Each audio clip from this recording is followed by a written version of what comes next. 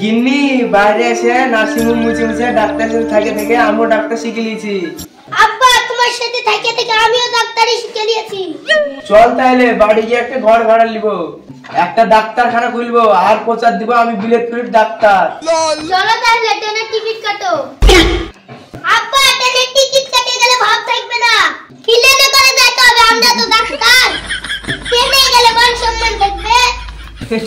তাই তো, তুই ঠিকই বলেছিস, প্লেনে করে বাড়ি যাব। আনন্দ সংবাদ, চিকিৎসা সংবাদ। আমাদের সেই বিখ্যাত doctor MBBS, BS, DPP, high quality HD doctor Naim Sheikh বিলেত পাশ করে আপনাদের সুচিকিৎসা নিয়ে চলে এসেছে আপনাদের বাড়ির দরজায়। প্রতিদিন সকাল 10টা থেকে বিকেল 4টে পর্যন্ত। যিনারা টাকার অভাবে চিকিৎসা করতে পারছেন না তারা চলে আসুন ডাক্তার এমবিবিএস, ডিএসপিপি ডাক্তার নাইম শেখের কাছে। ধন্যবাদ। দেখতে দেখতে হাঁপিয়ে গেলাম। তুমি বাড়িতে বসে বসে কি করো? আমার সাথে ট্রেনিং নিয়ে তুমিও তো হাতে হাতে কাজটা করতে পারো। আমি কি তোমার মতো ডাক্তার শিখেছি তাই আমি পারবো? আরে ডাক্তারি আবার শিখতে হয় নাকি?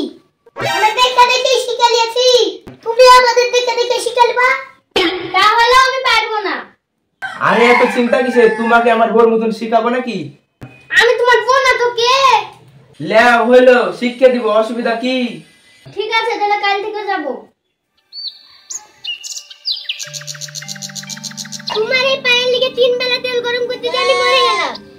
তার থেকে নাইম ডাক্তারের কাছে চিকিৎসা করাবো। কত লোক বলে ডাক্তার দেখাও, ওর কাছে এমন কোন রোগ নাই যে চিকিৎসা হয় না। ঠিক আছে তাহলে নাইমের কাছে যাব।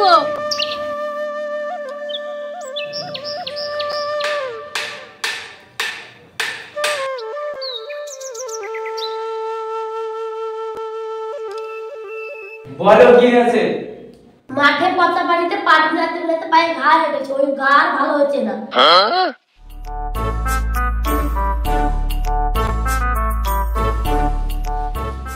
সর্বনাশ, পায়ের অবস্থা তো ভয়ানক, পায়ে ক্যান্সার হয়ে গেছে। তুমি তো বেশি দিন নার্সিং করবে না, প্যারা লাল হয়ে গেছে বা। আমি প্যারালাইসিসের নাম শুনেছি ডাক্তার বাবু, কিন্তু প্যারালাল আবার কি জিনিস? তুমি ডাক্তার থেকে বেশি জানো এখন কত নতুন নতুন রোগ বের হয়েছে। পায়ের পায়ের তো রিস্ক দিয়ে দেবো না, একবারই পা শেষ করে দিয়েছে। ডাক্তার বাবু তাহলে আমার পা দার উপায়?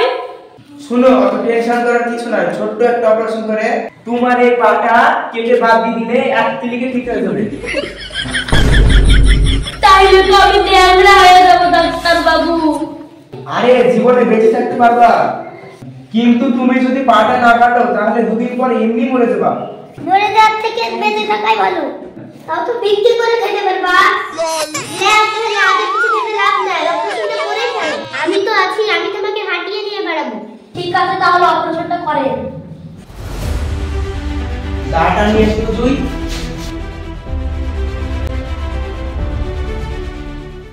এটা বাবা দাঁড়িয়ে চলে এসেছি, আপা অপারেশন করাবি করি না, তুই ছোট ছেলে পারবি না, কেসটা একটু জটিল আছে।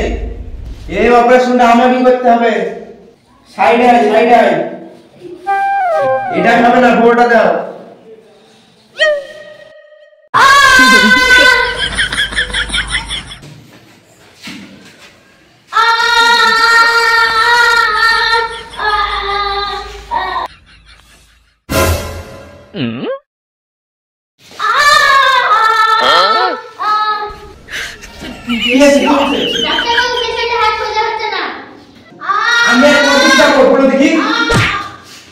তোমাদের হাতে কাজ থেকে 100 টাকা তুলে দেয়,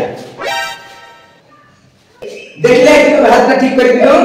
ডাক্তার বাবু আপনি তো আমার ভালো হাতটা ভাঙিয়ে দিলেন। শালা ভালো করতে টাকা দেবে কি? কোন হাতটা ঠিক করতে হবে বলবা না? ডাক্তার বাবু আমার দুটো হাতই ভাঙিয়ে গেল, আমি নিয়ে গেলাম। আরে তুমি ব্যাপার নাই, তুমি চুপ করো। আরে বলবা তো 2 হাতের মধ্যে কোন হাতটা ঠিক করতে হবে। শুনো, তোমার কোনো ভয় নাই, আমি বাসা ধরে গেলাম। ওখানে একটা পেশেন্টের পেটে ভুল করে কাঁচি আর বস ঢুকিয়ে সেলাই করে দিয়েছি।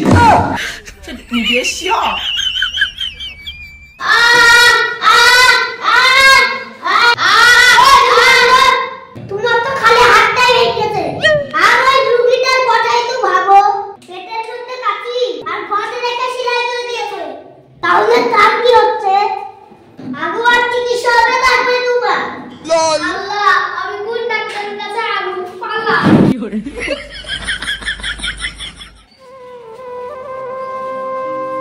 আব্বা আমাদের কত টাকা হয়েছে? হ্যাঁ, আমরা আর গ্রামে থাকবো না, শহরে বাড়ি করবো। সে চিন্তা পরে হবে, আগে খেতে দাও, গিয়ে চেম্বার খুলতে হবে। ডাক্তার বাবু, আমার শরীর ঠিক আছে না, মোটা ওষুধ দেন তো। এক্ষুনি দিচ্ছি। এই বাপ্পাটা দিয়ে তো।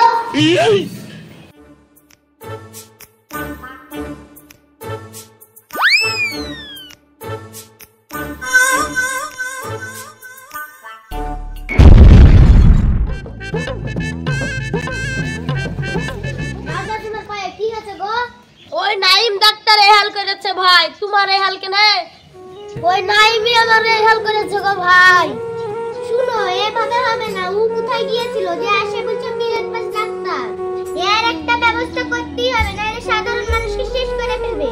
চলো সবাই মিলে অপশন করে উড়িয়ে দিব ঘুম ভাঙ ডাক্তার প্রতিকার। এই নাইন বেরিয়ে আয়, যে আমিও ডাক্তার শিখেছি। এই যে আমার ইঞ্জেকশন, বেরিয়ে আয়।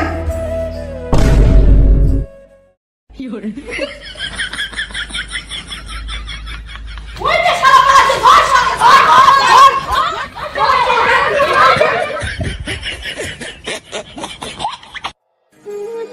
আজকে আমি জানে বেঁচে গেলাম। তোমরা যেন কেউ হাতুড়ি ডাক্তারি করো না। ডাক্তারি পাস করে ডাক্তারি করবা, না হলে আমার মতনই হাল হবে। আব্বা ইয়ার রাজা রাইগে গেলছে, আমাদেরকে যেখানে পাবে সেখানেই নাই। তার থেকে চলো বাইরে যাব, হাসপাতাল পরিষ্কার করতে দু। ওই করি যা ডাক্তারি করা আমাদের হবে না। জীবনে আমাদের মতো কেউ ভুল করে না। ডাক্তার দেখালে ডাক্তারি পাস করা ডাক্তার দেখাবা, না হলে আমাদের মতোই হাল হবে।